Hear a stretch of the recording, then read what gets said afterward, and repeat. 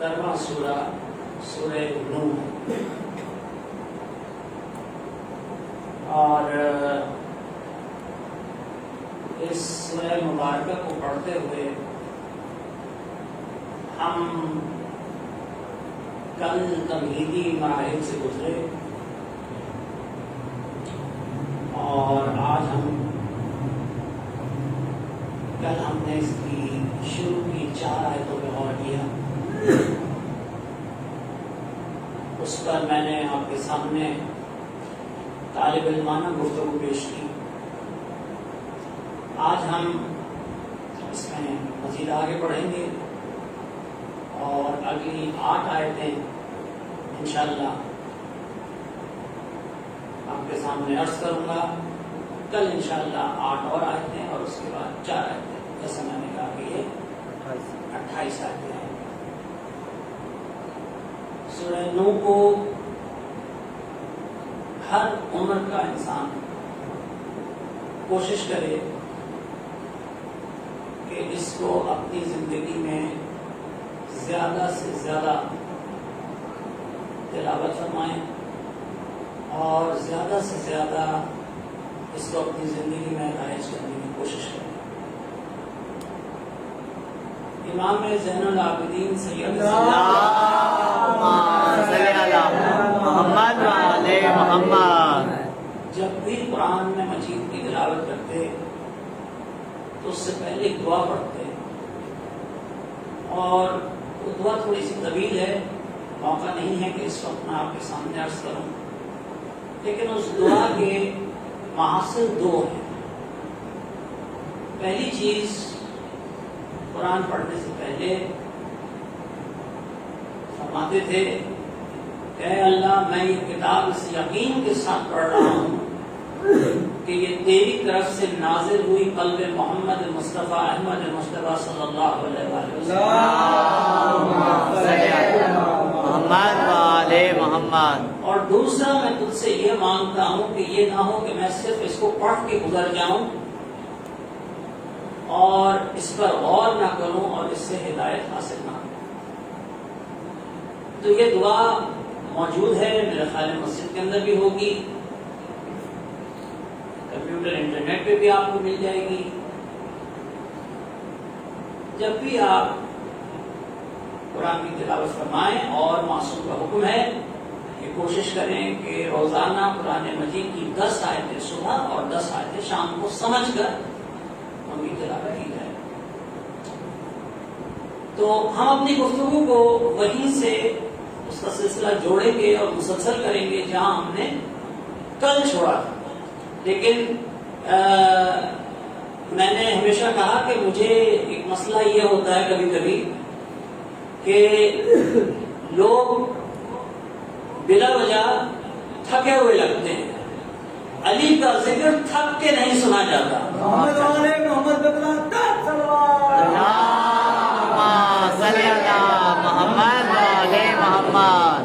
کیونکہ علی کا ذکر جس طرح منافقت کی موت ہے، اس طرح تھکن کی بھی موت ہے. درود پڑھیں محمد والے محمد.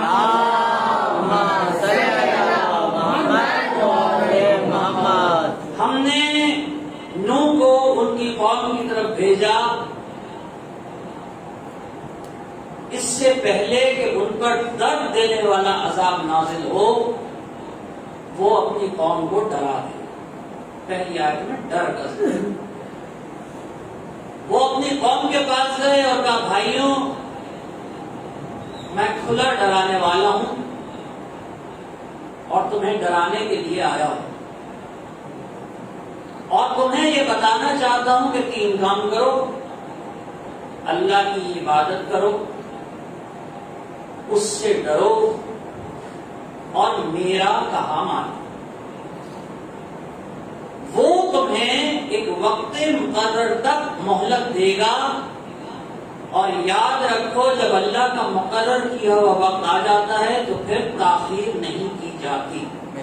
یہاں تک کل ہم نے بات کو کیا. عموماً میں ادب سے اور اشعار سے سہارا نہیں لیتا، لیکن ایک شعر اس وقت میرے ذہن میں آ رہا ہے، میں چاہ رہا ہوں کہ آپ سمجھ کر اس کو سنیں.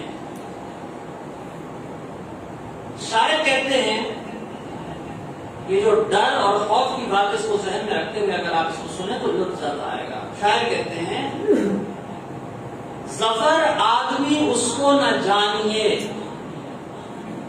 آدمی اردو میں مرد کو نہیں ہے، یہ بات آپ سمجھ لیجیے. ہم نے جب بات چیت کرتے ہو کہتے آدمی تو ہم سمجھتے مرد نہیں. آدمی کا مطلب ہوتا ہے آدم کی اولاد، بس. مرد بھی ہو سکتا ہے، عورت بھی ہو سکتا ہے. ظفر آدمی اس کو نہ جانیے، وہ ہو کتنا ہی صاحب فہم و ذکا. آپ اسے انسان نہ سمجھیے، بھلے وہ دیکھنے میں کتنا عقل مند اور پڑھا لکھا لگ رہا ہو. یہاں تک آپ سمجھ رہے ہیں بات کو؟ ظفر آدمی اس کو نہ جانیے، وہ ہو کتنا ہی صاحب فہم و ذکا، جسے عیش میں یاد خدا نہ رہی، جسے تیش میں خوف خدا نہ رہا. تو اللہ نے ہمیں خوشخبری سنائی ہے اس جنت کی جس میں مختلف قسم کی نہریں بہ رہی ہیں. 3 قسم کی نہریں جو بہ رہی ہیں ان کا ذکر تو ہمارے ہاں موجود ہے. پانی کی نہر ہے، دودھ کی نہر ہے، شہد کی نہر ہے. یہ 3 نہریں بہ رہی ہیں. اس کے علاوہ مزید نہریں کتنی ہیں اس کا ہمیں ابھی پتہ نہیں ہے. لیکن اللہ کہتا ہے جنت اور اس کی نہریں ان لوگوں کے لیے ہیں جو مجھ سے خوف کھاتے ہیں. اب جو اس بات کا نام لے کے آنا چاہ رہا ہوں وہ یہ کہ اس آیت میں اللہ فرما رہا ہے کہ عبادت کرو، مجھ سے ڈرو اور میرے نبی کی اطاعت کرو. آخر ان 3 چیزوں میں ربط کیا ہے؟ تو اللہ نے ان 3 چیزوں کو ایک جگہ رکھا ہے. ان 3 چیزوں میں ربط کیا ہے؟ پہلی چیز، اگر ہم یہ کہیں کہ عبادت کا حکم اللہ دے رہا ہے تو عبادت کا فائدہ مجھے کیا ہو رہا ہے؟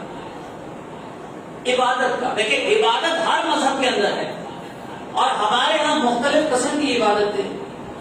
نماز ہے، اس کا مقصد ہے. نماز کا مقصد کیا ہے؟ نماز کا مقصد ہے انسان میں انکساری پیدا کرنا. ابھی آپ نے دیکھا ہے لوگوں کو نماز پڑھتے ہوئے اور اس کے بعد دعا مانگنے کی شان دیکھی ہے، اے اللہ اگر میرا کوئی گناہ ہے تو معاف کر دے. تو یہ بھی اللہ پہ چھوڑ دے، تیری فائلیں بھی وہ نکالے، چیک بھی وہ کرے کہ کون سا گناہ تم نے کب کیا تھا. اے اللہ اگر میرا کوئی گناہ ہے. یہ نماز پڑھنے کا، دعا مانگنے کا کوئی طریقہ نہیں ہے. بی بی فاطمہ سلام اللہ علیہ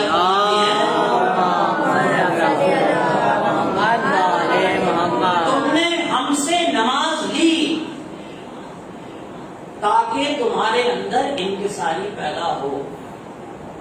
وہ نماز جو انکساری نہیں پیدا کر رہی، وہ نماز جو انکساری نہیں پیدا کر رہی، وہ نماز نہیں ٹکرے ہیں.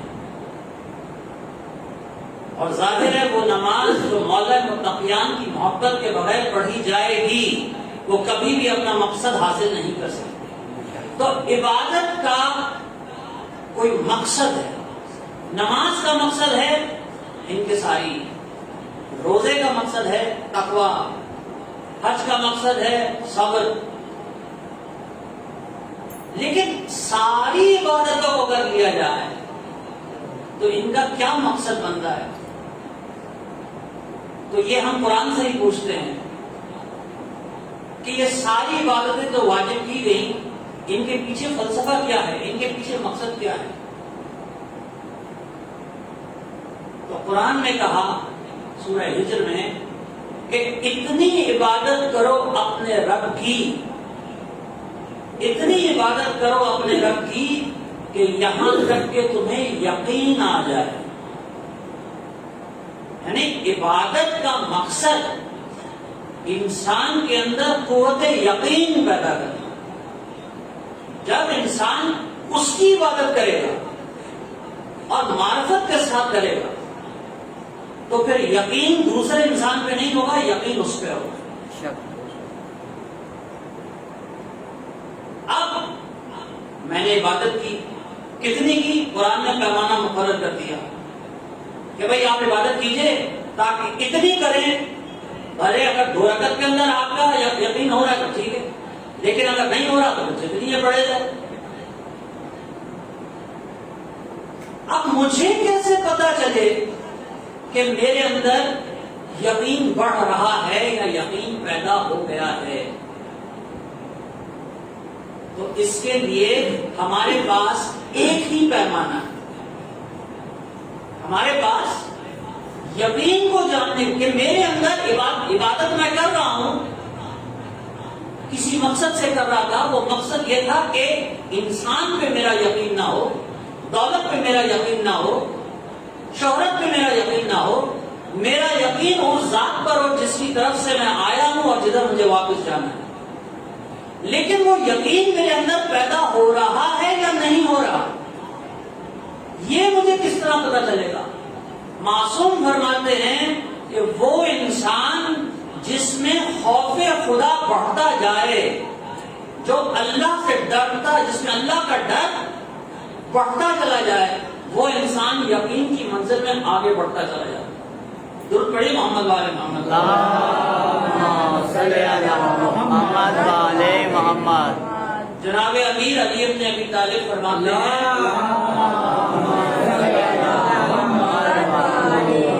جناب امیر علی ابن ابی طالب فرماتے ہیں کہ اللہ کی نظر میں گھٹیا ترین انسان وہ ہے، اللہ کی نظر میں گھٹیا ترین انسان وہ ہے کہ جس کے خوف کی وجہ سے دنیا اس کی عزت کرنے پہ مجبور ہو۔ آپ سمجھے کہ اگر میں نے اللہ کی جگہ اپنا خوف کسی کے دل میں ڈالنے کی کوشش کی، اب آپ یہاں پہ سوچتے جائیں کہ کون کون اس کے اندر آ رہا ہے، گلی کے بدماش سے لے کر ملک کے بادشاہ تک کوئی بھی اس میں آ سکتا ہے۔ اللہ کی نظر میں گھٹیا ترین کون ہے؟ جو اللہ کا خوف بندے کے دل سے نکالے اور اپنا خوف بندے کے دل میں ڈالے۔ تو ایسے انسان کو اللہ نے بدتر اور گھٹیا تصور کیا ہے۔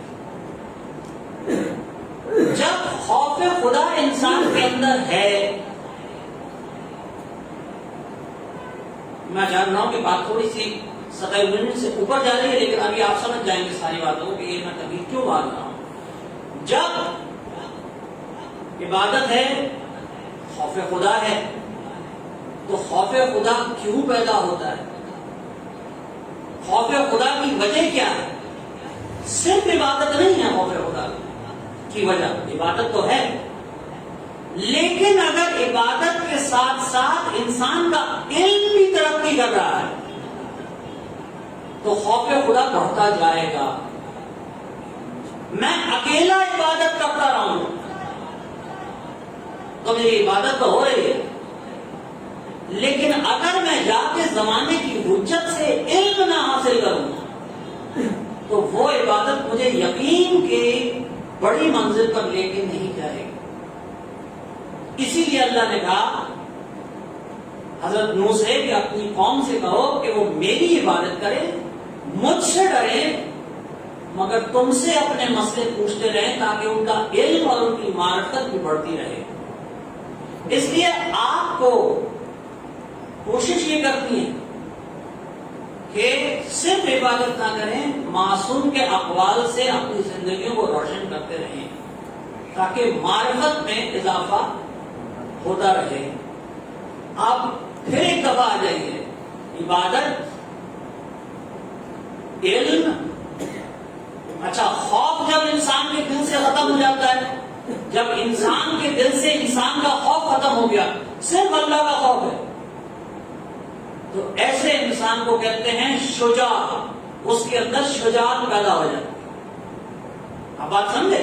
تو عبادت، شجاعت، علم، عبادت، شجاعت، علم۔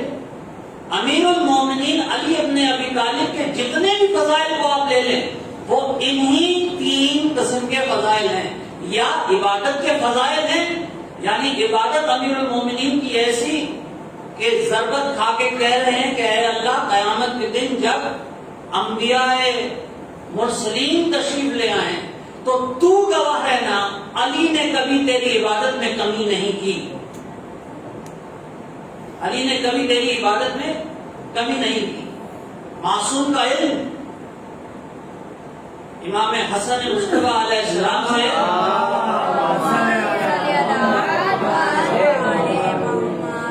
امام حسن مصطفیٰ علیہ السلام سے پوچھا گیا، مولا یہ بتائیے کون سی چیزیں طاقتور ہیں مگر ان سے بھی طاقتور کچھ چیزیں ہیں؟ آپ میرے ساتھ کیا سوال ہے؟ سوال کرنے والے نے کیا سوال کیا ہے؟ آپ طاقتور چیزوں کے نام بتائیے، سب چیزوں کے نام بتائیے، مگر ساتھ میں ان چیزوں کے نام بھی بتائیے جو ان سے زیادہ طاقتور ہے۔ مولا نے کہا سنو، پتھر سخت ہے، سمجھ رہے، پتھر طاقتور ہے، لیکن لوہا پتھر سے بھی زیادہ طاقتور ہے کیونکہ وہ پتھر کو توڑ دیتا ہے۔ لوہا طاقتور ہے لیکن آگ لوہے سے بھی طاقتور ہے کیونکہ وہ لوہے کو پگھلا دیتی ہے۔ آگ طاقتور ہے مگر پانی آگ سے بھی طاقتور ہے کیونکہ وہ آگ کو بجھا دیتا ہے۔ اب تو جاگ جائیے نا، ماشاءاللہ۔ پانی آگ سے زیادہ طاقتور ہے کیونکہ وہ آگ کو بجھا دیتا ہے۔ کہا مولا اس سے طاقتور کیا ہے؟ کہا بادل پانی سے بھی طاقتور ہے کیونکہ یہ پانی کو اٹھا لیتا ہے۔ فرمایا مولا اس سے طاقتور کیا ہے؟ کہا ہوا بادل سے بھی طاقتور ہے کیونکہ وہ بادلوں کو اپنے کندھے پہ لیے گھومتی ہے۔ کہا مولا اس سے بھی کوئی طاقتور ہے؟ کہا ہاں اس سے طاقتور وہ فرشتہ ہے جو پھونک مارتا ہے اور ہوا چلتی ہے۔ کہا مولا اس سے بھی کوئی طاقتور ہے؟ کہا ہاں اس سے بھی طاقتور ہے۔ کہا وہ کیا؟ کہا اس سے طاقتور ملک الموت ہے جو اس فرشتے کو بھی موت دے دے گا۔ کہا مولا کیا اس سے بھی کوئی طاقتور ہے؟ کہا ہاں ملک الموت سے زیادہ طاقتور خود موت ہے جو ملک الموت کو بھی آ جانی ہے۔ کہا مولا کیا اس سے بھی کوئی طاقتور ہے؟ کہا اس سے طاقتور اللہ کا امر ہے جس سے موت بھی خلق ہوئی ہے۔ کہا مولا کیا اس سے بھی کوئی طاقتور ہے؟ کہا اس سے طاقتور اولو الامر ہے جس کی عطا کچھ میں واضح کی گئی ہے اور وہ اولو الامر ابھی اپنے ابھی طالب کی ذات ہے۔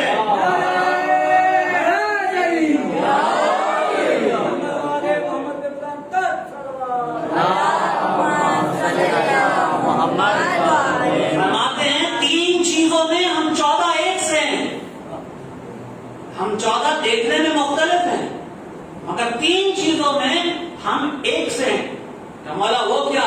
کہا عبادت، علم، شجاعت۔ علم کتنا؟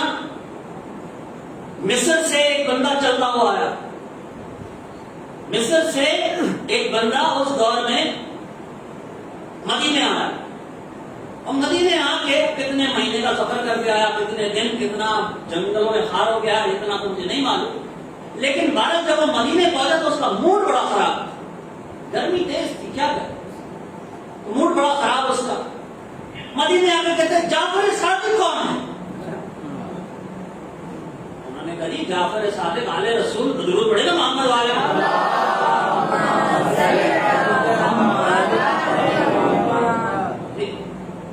رسول۔ سنا یہاں کا کوئی مدرسہ ہے؟ جی ہے، اس میں وہ توحید کی اور اللہ کی باتیں بتاتے ہیں؟ جی کہتا میں نہیں مانتا۔ اچھا اب جب ایک بندہ کہہ دے میں نہیں مانتا، میں نہ مانوں، اب آپ اس کا کیا کریں گے؟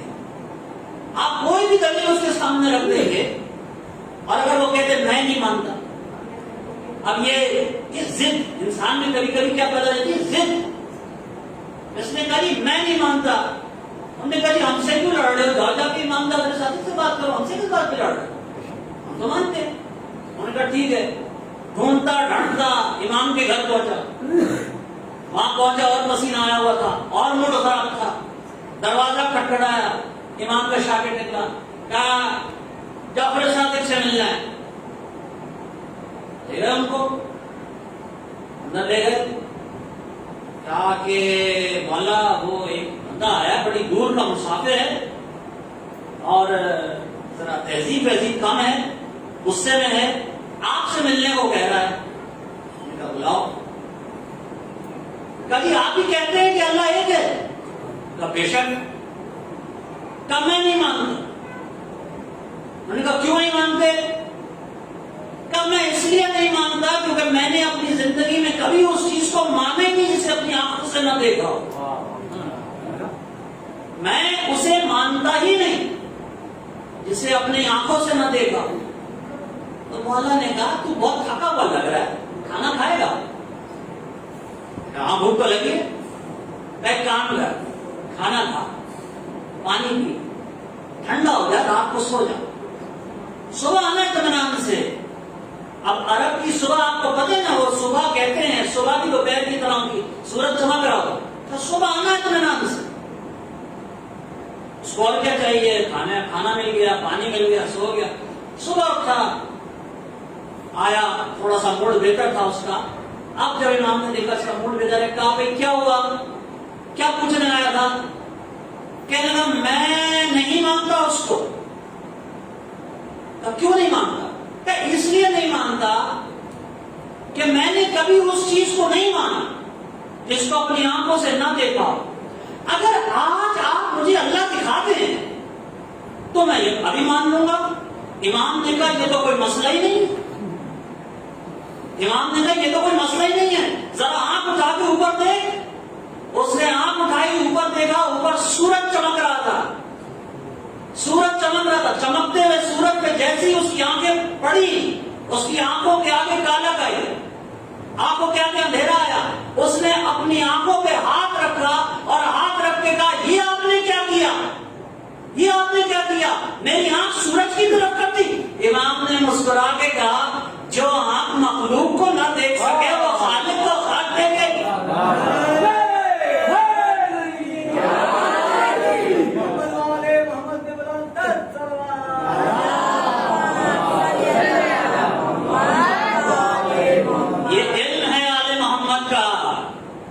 اس سے پہلے کہ اس نے اپنی آنکھوں سے ہاتھ ہٹایا, کہہ دیا اشہدو ان لا الہ الا اللہ.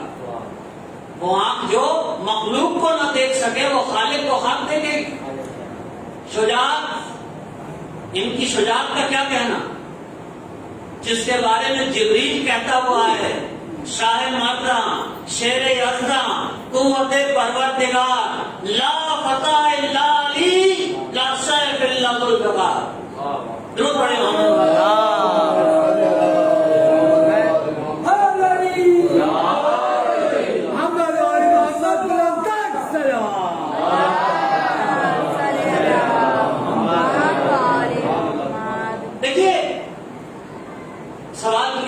کہ کیا مقصد یہ ہے کہ ہم دنیا میں رہیں تو دنیا کو بھول جائیں, دنیا میں نہ جائیں؟ نہیں. حضرت عیسیٰ علیہ السلام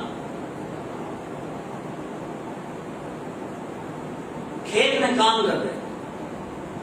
حضرت عیسیٰ کے بارے میں یہ کہانی مشہور ہے کہ حضرت عیسیٰ علیہ السلام جو ہے وہ کھیت کے اندر کام کر رہے تھے. سامنے سے انہوں نے دیکھا کہ ایک بنی صبری خوبصورت عورت چلی آ رہی. جب وہ عورت قریب آئی تو انہوں نے کہا کہ حضرت عیسیٰ نے کہا کہ تجھے شرم نہیں آ رہی کہ تو بے پردہ اس انداز میں میرے پاس آ رہی ہے, تو ہے کون؟ تو اس حسین بلا نے کہا کہ تو نے مجھے نہیں پہچانا. کہا نہیں, میرا تجھ سے کوئی واسطہ نہیں ہے, تو کون ہے؟ اس نے کہا میں دنیا ہوں, میں دنیا ہوں. عیسیٰ تم مجھ سے شادی کیوں نہیں کر رہے, تم مجھے بڑے اچھے لگتے تھے. عیسیٰ نے کہا پرے ہٹ, پرے ہٹ, تجھ سے شادی کرنے کے لیے تو پتہ نہیں کون کون مر رہا ہے, مگر مجھے تجھ میں کوئی دلچسپی نہیں. اور میں نے تو سنا ہے تو نے کافیوں سے پہلے شادی کر رکھی تھی. تو دنیا نے کہا کہ عیسیٰ یہ بات صحیح ہے, شادیاں میں نے بہت کی تھی, لیکن اس وقت میں بالکل خالی ہوں, اس وقت میں تم سے شادی کر سکتی. تو عیسیٰ نے کہا وہ تیرے پرانوں کا کیا ہوا جنہوں نے تجھ سے شادی کی تھی؟ تو دنیا نے کہا میں نے ایک ایک کو ہلاک کر ڈالا، میں نے ایک ایک کو ہلاک کر ڈالا۔ اسی لیے نہج البلاغہ میں مولا علی نے کہا دنیا تو روز سچ سور کے میرے سامنے آ جاتی ہے، جا علی نے تجھے 3 طلاقیں دی، اب 3 طلاقوں کے بعد رجوع نہیں ہو سکتا۔ 3 طلاقوں کا اصول کیا ہوتا ہے کہ جب 3 طلاقیں ہو گئی تو اس کے بعد کوئی رجوع نہیں ہو سکتا۔ تو جب علی نے دنیا کو طلاق دے دی تو شریعت کا اصول سمجھیے، شریعت کہتی ہے کہ جسے باپ طلاق دے چکا ہو وہ بیٹے پر بھی حرام ہوتی ہے، اسی لیے علی کے کسی بیٹے نے دنیا کو منہ نہیں لگایا۔ تو دنیا میں رہو، یہ نہ ہو کہ دنیا تم میں رہے۔ دنیا میں رہو لیکن یہ نہ ہو کہ دنیا تم میں رہنا شروع کرے۔ پیسہ تمہارے پاس ہو، یہ نہ ہو کہ تم پیسے کے پاس چلے جاؤ۔ اور اسی کو قرآن نے کہا کہ تم تو پیسے کے اتنے پیچھے لگ گئے کہ قبر تمہارے سامنے آ گئی اور تم نے اس قبر کا ہوش ہی نہیں رہا۔ درود پڑھیے محمد والے محمد۔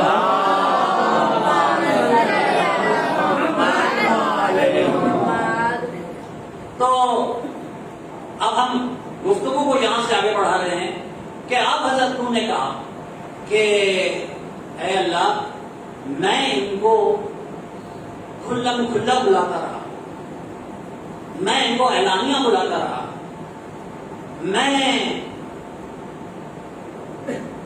خاموشی سے جا کے ان کو بلاتا رہا، لیکن میرے بلانے سے یہ اور زیادہ ضدی بن گئے۔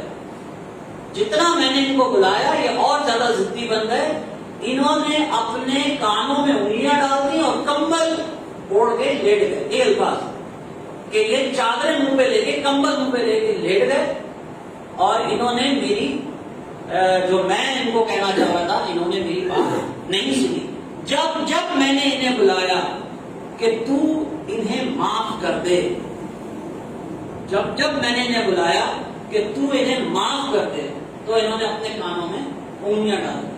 امیر المومنین کے پاس ایک شخص آتا ہے اور آگے کہتا ہے مولا جب بھی میں قرآن پڑھتا ہوں، جب بھی میں اللہ کی کوئی آیت پڑھتا ہوں تو میں یہ سوچتا ہوں کہ بھلا جنت میں جائے گا کون؟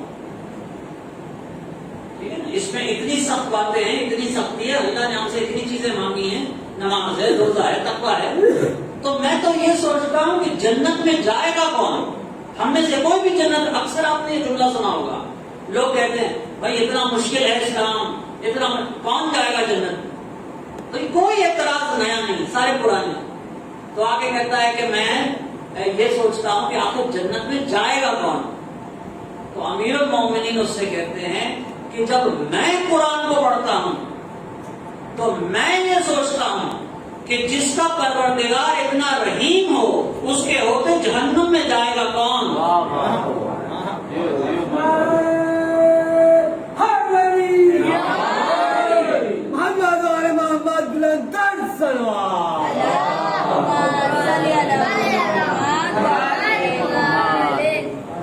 تو ہر انسان اپنے عمل سے واقف ہے۔ جب بھی وہ آیتیں پڑھے گا، جب بھی وہ اپنا انجام دیکھے گا تو وہ اپنے انجام کے حساب سے سوچے گا کہ کیا قیامت کے دن ہونے والا ہے، اور اسی سے ڈرانے کے لیے نبی آئے ہیں۔ دیکھیے کشتی پانی میں چل سکتی، آگ پہ نہیں چل سکتی۔ اگر سامنے آگ آ جائے تو انسان کے پاس صرف ایک راستہ ہے، پلٹو اور بھاگو، کیونکہ آگ سے انسان نہیں ڈر سکتا۔ تو اللہ نے انسان کے اوپر سختی نہیں کی، وہ انسان سے اتنی محبت کرتا ہے جتنا ماں بھی نہیں کرتی، اور ماں کا فرض ہے کہ بچے کو آگ سے ڈرائے، کیونکہ ماں کو پتا ہے کہ بچہ سب کچھ کر سکتا ہے، آگ سے نہیں جیت سکتا۔ یہی اللہ نے پورے قرآن میں کیا ہے، انسان کو آگ سے ڈرا دیا ہے کہ کہیں تم آگ میں نہ چلے جانا، کہیں تم وہ عمل نہ کر دینا کہ جس کی وجہ سے انسان آگ میں چلا جاتا ہے۔ محمد والے محمد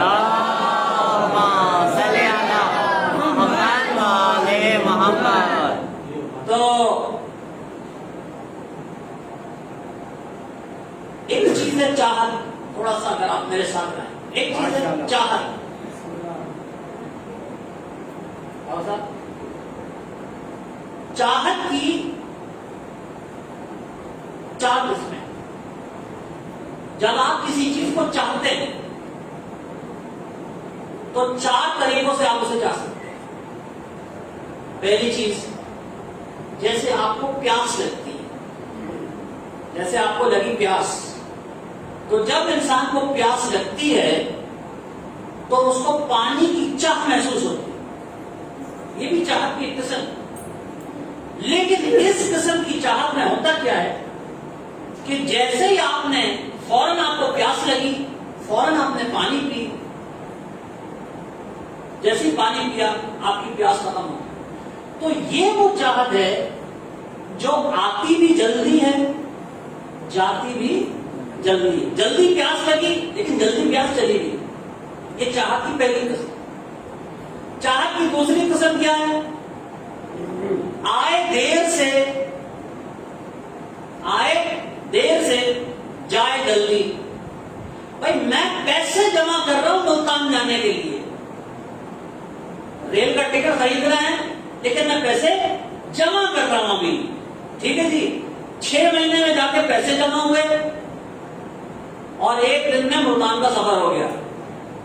آئے دیر سے گئے جلدی، چاہت پوری جلدی ہو گئی. لیکن صبر کرنا پڑا. کچھ چاہت آتی جلدی ہے، آتی دیر سے ہے، جاتی جلدی ہے. اس کی مثال ہے سفر، اس کی مثال ہے کھانا، اس کی مثال ہے نوکری. آپ نوکری ڈھونڈتے رہے پھر جا کے آپ کو نوکری ملی. جب نوکری مل گئی چاہت پوری ہو گئی. یہ دوسری چاہت. تیسری چاہت، آئے جلدی جائے دیر سے. اولاد پیدا ہوئی، اب کسی سے بھی میں پوچھوں آپ کی برتھ ڈے کیا ہے تو آپ ایک ہی تاریخ لیں گے نا. مجھے آپ یہ تو نہیں کہیں گے میں اس تاریخ کو بھی پیدا ہوا تھا، اس کو بھی نہیں. ایک دن پیدا ہوتا ہے بچہ، لیکن پھر جب تک ماں باپ زندہ رہتے ہیں چاہت اس بچے کی چلتی. آئے جلدی جائے دیر سے. ٹھیک ہے، 3 چاہت سمجھ میں آ گئی. پہلی چاہت کیا ہے؟ آئے بھی جلدی گئے بھی جلدی. دوسری چاہت کیا ہے؟ آئے دیر سے گئے جلدی. تیسری چاہت کیا ہے؟ آئے جلدی گئے دیر سے.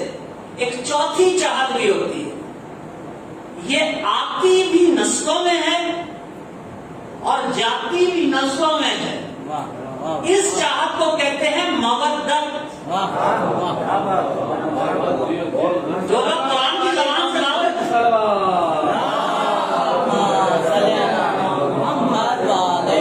اور یہی وہ چاہت ہے جو مانگی تھی اللہ کے رسول نے. میں تم سے اجر رسالت کچھ نہیں مانگتا سوائے اس کے کہ میرے قربا کی مودت. ہم لوگ اکثر پوچھتے ہیں مودت کیا ہوتا ہے؟ تو فلسفہ مودت تو بہت بڑا ہے. اس کے لیے تو مجھے آپ کو محبت سمجھانی پڑے گی، اس کے لیے مجھے آپ کو بہت کچھ سمجھانا پڑے گا. ہم لمبی بات نہیں کرتے، ہم چھوٹی بات کر کے مودت کو سمجھ جاتے ہیں. ام لیلا کو تھی علی اکبر سے محبت. ام لیلا کو تھی علی اکبر سے محبت، لیکن امام حسین سے تھی مودت. جہاں مودت شروع ہوتی ہے وہاں محبت قربان کر دی جاتی ہے. جناب امام حسین کو اپنے خانوادے سے تھی محبت، لیکن اپنے نانا سے تھی مودت. جدھر مودت ہو وہاں پوری محبت قربان کر دی جاتی ہے.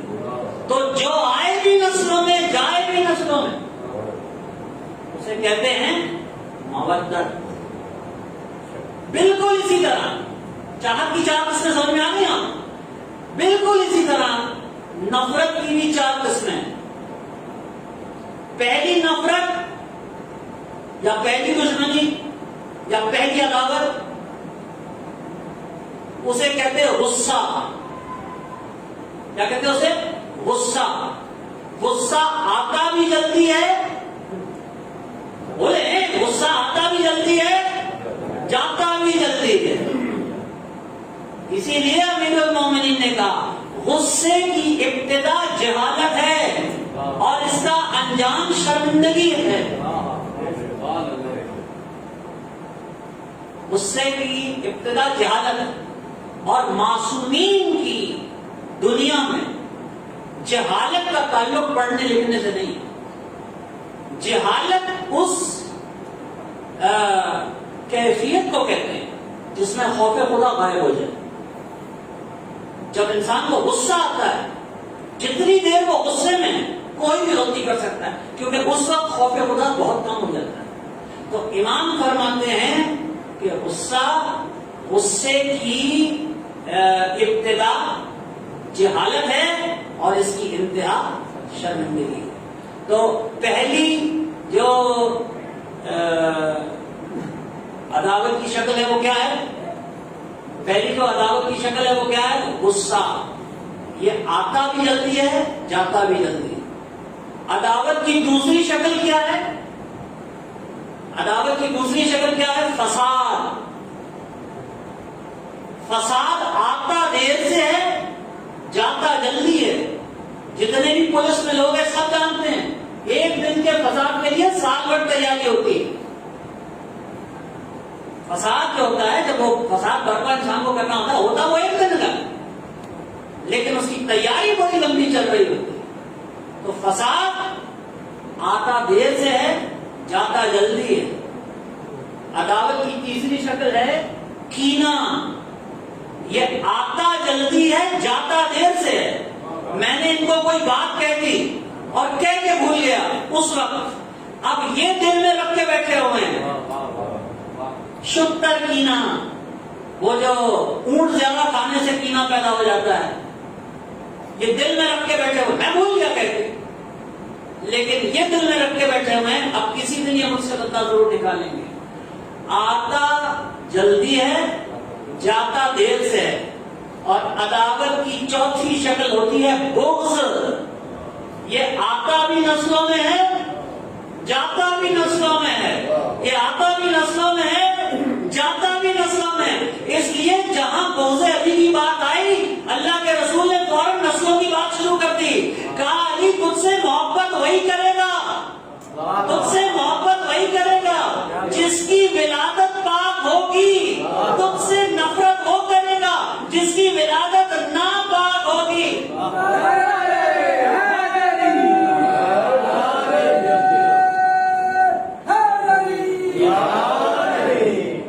بہلول نے بڑا تنگ کر رکھا تھا بادشاہ کو، ہارون کو بڑا تنگ کر رکھا تھا بہلول نے. ایک دن بہلول کو پکڑ دیا لوگوں نے، پکڑ کے بادشاہ کے سامنے پیش کیا. بادشاہ کو جانتے ہیں نا، ہارون اپنے وقت کا یزید، اپنے وقت کا فرعون، آل رسول کا بڑا دشمن، اسی کا کزن ہے یہ، چچا کا بھائی، لیکن دیوانہ بنا ہوا. پکڑ کے لیا اس کو. کہا بادشاہ کہ جی بہت ہو گیا، ہم اب صبر نہیں کر سکتے، آج اس نے بہت بڑا جرم کیا. کیا جرم کیا؟ کہ یہ بازار میں کھڑا ہوا آپ پہ لعنت بھیج رہا، اب ہم سے برداشت نہیں ہو رہا، اس کا سر کاٹنا پڑا. میں نے کہا بہلول یہ میں کیا سن رہا ہوں، تو بازار میں کھڑا ہو کے مجھ پہ لعنت بھیج رہا تھا؟ کہا نہیں نہیں نہیں نہیں نہیں نہیں نہیں، یہ سب جھوٹ بول رہے ہیں. میں تجھ پہ نہیں، تیرے باپ پہ لعنت بھیج رہا تھا جس نے تجھ جیسی اولاد دنیا میں چھوڑا. میں تجھ پہ لعنت نہیں بھیج رہا تھا، تیرے باپ پہ. ہم نے کہا تو اس کا سر کٹے گا. ادھر سر کٹنے کی بات ہے، ادھر مولوی آ گئے بیچ میں. انہوں نے کہا بادشاہ اس کا سر نہیں کٹ سکتا، یہ پاگل ہے، یہ دیوانہ ہے، اور دیوانے کے لیے شریعت ہوتی ہی نہیں ہے.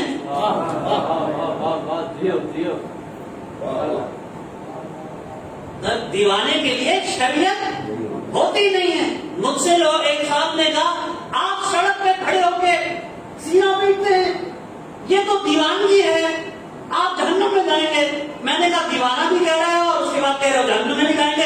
دیوانے میں تو شریعت ہوتی نہیں ہے. آپ سمجھ رہے ہیں؟ تو بہلول نے کہا بھائی بڑا پریشان ہو گیا. یہ پر اتنا پریشان ہوا بیچارہ ڈپریشن میں چلا. یہ ڈپریشن جو ہے یہ علی کے دشمنوں کی علاج ہے، پتا ہر وقت پریشان رہتا. کیا کروں میں اس کا؟ نہ میں اس کو پکڑ سکتا ہوں، نہ میں اس کو پھانسی دے سکتا ہوں، میں اس کو کچھ بھی نہیں کر سکتا، یہ روز مجھے ذلیل کرتا پھرتا ہے۔ میٹنگ بلا لی اس نے بڑی انتہائی پریشانی کے عالم میں، کیا کریں اس کا؟ خیر پھر اس کو خیال آیا، خود ہی اس کو خیال آیا، اس نے کہا چلو میرے ذہن میں ایک اسکیم آئی، وہ رکھیے گا، بہت ذرا ذہن میں رکھیے گا، تب آپ کو واقعہ سمجھ میں آئے گا۔ کہتے میرے ذہن کے اندر ایک اسکیم آئی۔ کیا اسکیم آئی؟ بہلول کو بلا، کہا بہلول میرا ایک کام کرے گا؟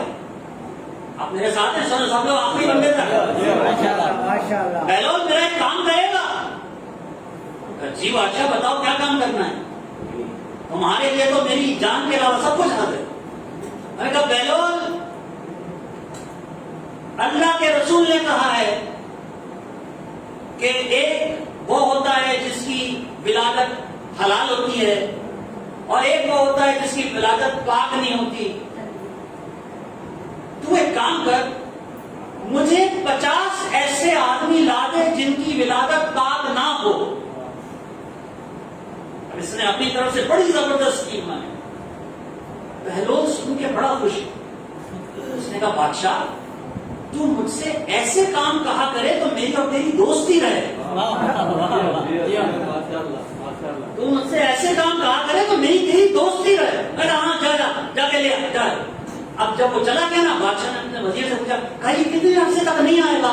وزیر نے کہا بادشاہ سلامت فکر نہیں کرے، 5 سال تک اسے کوئی نہیں ملے، یہ 5 سال تک آپ کے دربار میں آ کے آپ کو تنگ نہیں کرے گا۔ ابھی یہ بات ہو ہی رہی تھی، 5 منٹ کے اندر بہلول 50 آدمی لے کے آ گیا۔ بہلول 50 آدمی لے کے 5 سال اور 5 منٹ، بہلول 50 آدمی لے کے 5 منٹ کے اندر دربار کے اندر آ گیا اور کہنے لگا بادشاہ تم نے جو مانگے تھے وہ آ گئے ہیں۔ بادشاہ نے کہا تجھے یقین ہے تو انہیں کو لے کے آئے؟ ہاں مجھے۔ کہا بہلول تو نے 5 منٹ کے اندر یہ 50 بندے، ان کی نسلوں کا پتہ تم نے کیسے چلایا؟ کہنے لگا یہ بھی کوئی مشکل کام ہے، میں تیرے محل سے اترا، سیڑھیوں سے نیچے گیا، نیچے بازار تھا، بازار میں جا کے میں نے لوگوں کو اکٹھا کیا، اکٹھا کر کے میں نے صرف ایک جملہ کہا بادشاہ انعام دینے والا ہے، جلدی ہاتھ کھڑے کرو، تم میں علی کا دشمن کون کون ہے؟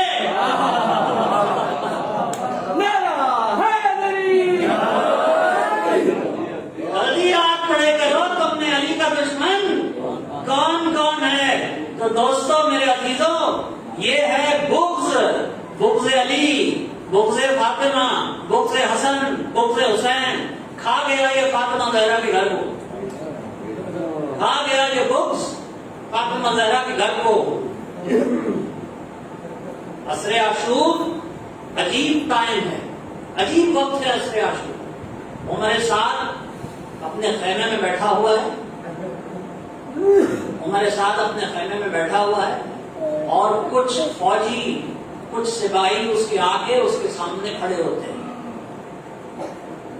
ہاتھ باندھ کے سامنے کھڑے ہوتے ہیں۔ کہتا ہے کیا تم نے حسین کو قتل کر دیا؟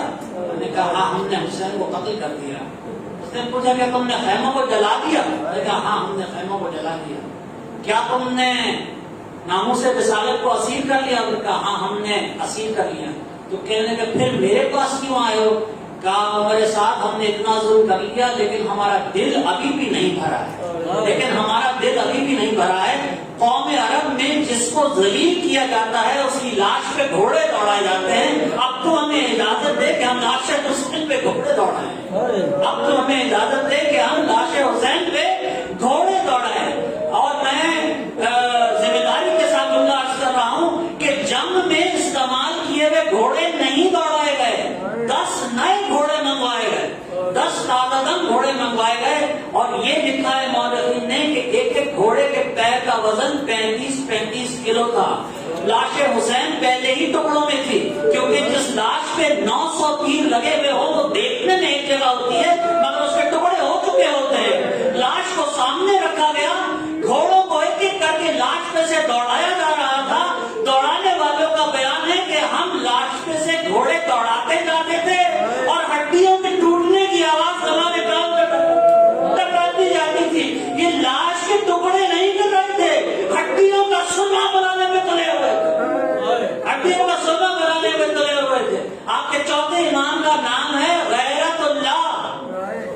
چوتھے امام کا نام ہے غیرت اللہ. غیرت اللہ کیوں کہتے ہیں؟ امام کی اپنی ماں بچپن میں انتقال کر چکی تھی. امام کی اپنی ماں بچپن میں انتقال کر چکی تھی. امام کی دو ماں اور تھی. ایک علی اکبر کی ماں، انہیں بھی ماں کہتے تھے. ایک سکینہ کی ماں، انہیں بھی اپنی ماں کہتے تھے. ایک دن سکینہ کی ماں وضو کر رہی تھی. وضو کرنے والی کے سر سے چادر ہٹ جاتی ہے. امام کا وہاں سے گزر ہوا.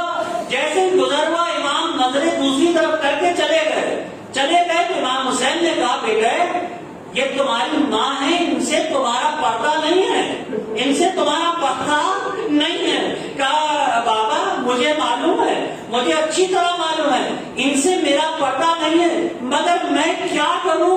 مجھے اچھا نہیں لگتا میری ماں یا پھوپھی کے سر پہ چادر.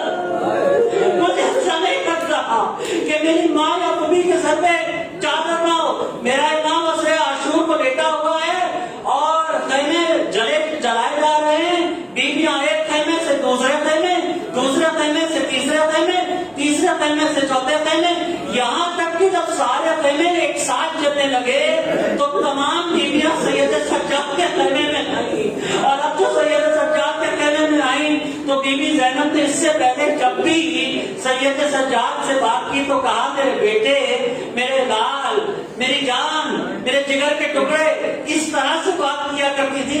یہ پہلی بار تھا کہ بی بی نے امام کے سینے پر ہاتھ رکھا اور ہاتھ رکھ کے کہا امام وقت آنکھیں کھولو، امام وقت آنکھیں کھولو. امام وقت کہنے کا جیسے ہی سنا تو امام کی سمجھ میں آ گیا کہ کیا ہوا ہے. لیکن قیامت کا منظر یہ دیکھا کہ پھوپھی سامنے تو ہیں لیکن پھوپھی کے سر پہ چادر نہیں ہے، پھوپھی کے سر پہ چادر نہیں ہے. کیا حال ہوا ہوگا غیرت اللہ کا؟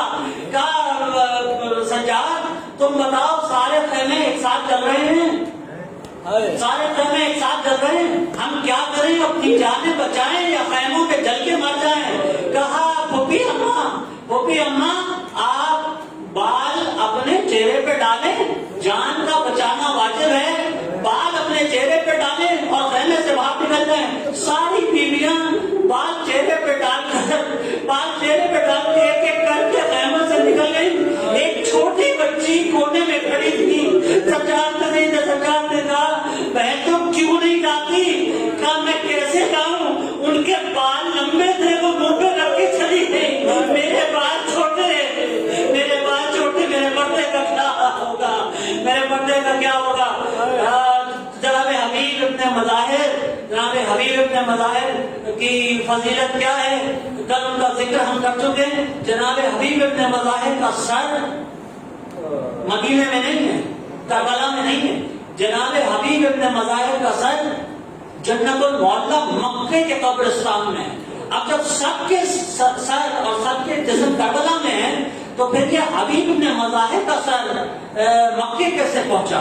اس پہ تھوڑا سا اور کیجئے کہ یہ سر مکے کیسے پہنچا. 11 محرم کو جب سب اور 11 محرم کو ایک واقعہ میں بتا دوں آپ کو تو علامہ رشید ترابی اپنی ذمہ داری پہ کہا کرتے تھے اور اس لیے سنا رہا ہوں کہ یہ ثواب انہیں کو پہنچے. شمر دیکھ رہا تھا کہ ساری بیویوں کو ایک بیوی سوار کر رہی ہے، ساری بیویوں کو ایک بیوی سوار کر، ظاہر ہے عباس تو تھے نہیں تو کوئی ایک بیوی ہے جو عباس بن کے ساری بیویوں کو سوار کر رہی. شمر نے پوچھا یہ کون بیوی ہے جو ساری بیویوں کو سوار کر رہی ہے؟ بتایا گیا کہ یہ عباس کی بہن زینب ہے، یہ عباس کی بہن زینب ہے جو اب عباس بن کر سب کی حفاظت کر رہی ہے. جب ساری بیویاں سوار ہو گئی تو یہ ملعون کہتا ہے کہ اس کو سوار کون کرائے گا، اس کو سوار کون کرائے گا؟ تو کہا گیا اس کا ہمیں نہیں معلوم. شمر ملعون اپنی جگہ سے کھڑا ہوا اور کھڑے ہو کے کہنے لگا بی بی تجھے سوار میں کراؤں گا، تجھے سوار میں کراؤں گا.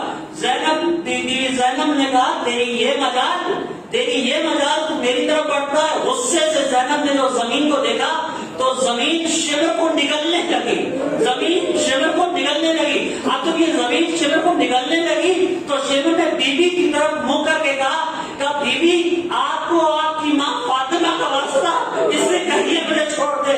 اب بیوی کا جملہ سنیے، بیوی کہتی ہے میری ماں کا واسطہ دے کر اگر تجھ جیسا بھی کوئی مجھ سے مانگے تو میں اسے بھی خالی ہاتھ نہیں لوٹا. تو یاد نہیں لوٹاتی.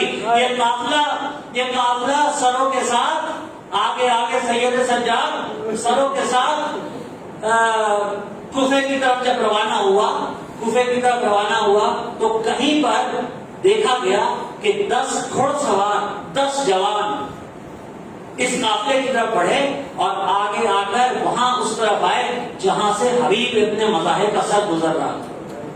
اور اس دستے کے آگے جو شخص تھا وہ تھا قاسم ابن حبیب کا بیٹا قاسم.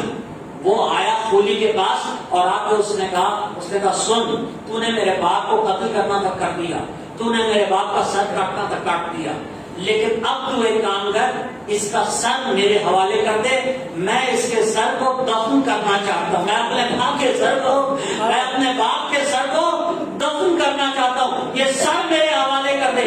خولی نے کہا ہمیں اجازت نہیں ہے. قاسم نے کہا سوچ لے، یہ سر تو میرے حوالے کر دے، جو قیمت کہے گا میں دینے کے لیے تیار ہوں. ابن زیاد بھی تجھے پیسے ہی دے گا نا، تجھے پیسے کے لیے مارا ہے نا اس کو، میں بھی تجھے پیسے دے دوں گا، لیکن یہ سر تو میرے حوالے کر دے. اس نے کہا ہمیں اجازت نہیں ہے. جہاں موقع ملا قاسم نے حملہ کیا، حبیب ابن مظاہر کے بیٹے قاسم نے حملہ کیا اور حملہ کر کے اپنے باپ کا سر پولی سے چھین لیا اور چھین کے یہ دوسری طرف جانے لگا. جاتے جاتے اس کا گزر ہوا اس جگہ سے جہاں امام سید سجاد کھڑے تھے. جاتے جاتے اس کا وہاں سے گزر ہوا، یہ اپنی جگہ سے مڑا اور یزید کی فوج کی طرف دیکھ کے کہا ارے سن لو، جس کا جوان بیٹا زندہ ہو اس کے سر کو نیزے میں کوئی نہیں لگا سکتا. اس کے سر کو نیزے میں کوئی نہیں لگا سکتا. یہ آواز سید سجاد کے کان میں گئی. کہا بابا قاسم بالکل ٹھیک کہہ رہا ہے، لیکن میرے ہاتھوں میں ہتھکڑیاں ہیں، میرے پیروں میں بیڑیاں ہیں. اگر نہ ہوتی تو میں بھی آپ کو غسل دیتا، میں بھی آپ کا سر نہ چڑھنے دیتا، لوگ لیتا پر ماتم حسین.